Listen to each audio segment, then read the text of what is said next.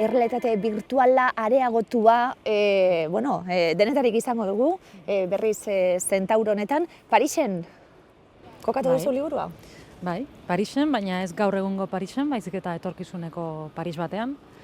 Gauza batzuk berdin daude, eta beste gauza batzuk ez. Badago ari bat iraganarekin lotzen duena, baina etorkizuneko hainbat geruza ere gehitu dira. Orainetik ulertu aldana, dedikatorian be bai, gaur egungo ume hoiei eta datorkienari eskainita. 21. mende erdialde horretan, Parisen egongo gara, nobelan zehar, eta Paulari esker, protagonistari esker, begingo dugu, bidaia bat hiritik. Egingo dugu bere lanari esker, atzera begiratzeko ariketa bat be bai. Bai, alde batetik Pariseko, etorkizuna ikusten dugu, edo etorkizuneko Paris hori hobe esan da.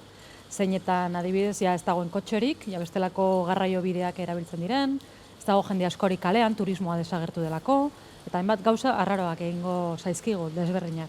Eta beste alde batetik, Paularen lanbidea dela eta atzera ere egingo dugu. Eta joango gara iraultza frantsesaren garaira, Eta iaia ikusiko dugu Luis XVI-garrenaren gurdia, nola gillotinarantz egin zuen bide hori, Dana dago nahastuta nola bai. Enpresa teknologiko baten egiten du lan berak.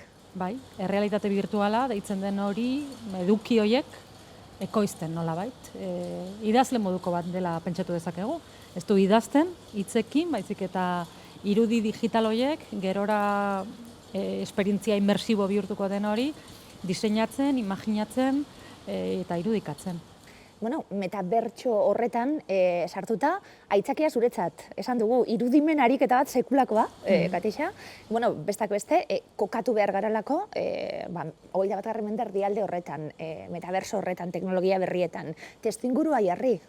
Esan dugulako, Parisen turismorik ez dau, museoen gainbera, klima errefusiatuen manifestazioak egongo dira, hor, errealitatea ere esango dugu, marraztu behar dela, eta esan dakoa, Paularen ogibidea dela eta, nor berreskuratuko dugu, ze sorpresa ederra, irakurlearentzat, figura ilustrazioko dama bat berreskuratzen duzulako. Ilustrazioko dama bat, benetako pertsonai bat, Mary Wollstonecraft, 18. mendean Inglaterran bizi izan zena, jaio izan zena, eta gauza askorengatik famatua, Feminismoaren aitzindaria, emakume ilustratu bat, iraultza frantsesa bertatik bertara bizi izan zuena, testu oso importanteak idatzi zituena bere garaian, eta gainera hori gutxi balitz, Mary Shelleyren ama ere bai.